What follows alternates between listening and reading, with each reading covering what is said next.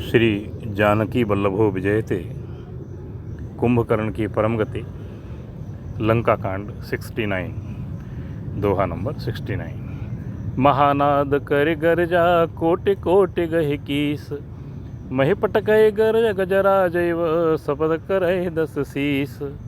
और बड़ा घोर शब्द करके गरजा तथा करोड़ करोड़ वानरों को पकड़ पकड़ कर वह गजराज की तरह उन्हें पृथ्वी पर पटकने लगा और रावण की दुहाई देने लगा। भागे बालु भालु बली मुख जूथा, ब्रेको बिलो के जिम मेख बरू था। चले भागे कपे भालु भवानी, बिकल पुकारत आरत वानी।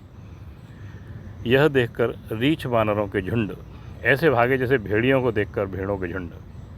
शिव जी कहते हैं, हे भवानी, वानर भालू व्याकुल होकर आर्तवाणी से पुकारते हुए भाग चले।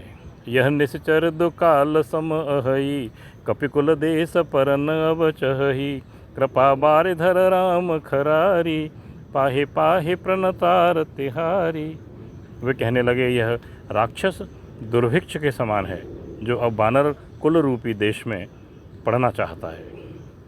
हे कृपा रूपी जल के धारण करने वाले मेघ रूप श्री राम, हे खर के शत्रु, हे शरणागत के दुख हरने वाले, रक्षा कीजिए रक्षा कीजिए। सकरुण वचन सुनत भगवाना, चले सुधारे सरासन बाना। रामसेन निज पाछे घाली, चले सकोप महाबलशाली। करुणा भरे वचन सुनते ही भगवान धनुष्बाण सुधार कर चले। महाबलशाली श्री राम जी ने सेना को अपने पीछे कर लिया और वे अकेले ही क्रोधपूर्वक चले, यानी आगे बढ़ चले। खेच सरा धनुष सर सात संधान, खेच धनुष सर सत संधाने। छूटे तीर शरीर समाने, लागत सर धावार भरा। कुधर डगमगत डोलत धरा। उन्होंने धनुष को खींचकर 100 बाण संधान किए। बाण छूटे और उनके शरीर में समा गए। बाणों के लगते ही वह क्रोध में भरकर दौड़ा। उसके दौड़ने से पर्वत डगमगाने लगे और पृथ्वी हिलने लगी। लीन ते एक ते ही सैल उपाटी, रघुकुल तिलक भुजा सोई काटी।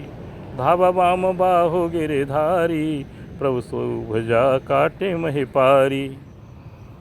उसने एक पर्वत उखाड़ लिया और रघुकुल तिलक श्री राम जी ने उसकी वह भुजा ही काट दी। तब वह बाएं हाथ में पर्वत लेकर दौड़ा। प्रभु ने उसकी वह भुजा भी काट कर पृथ्वी पर गिरा दी। काटे भुजा सोह खल कैसा, पच्छहीन मंदर गिरि जैसा।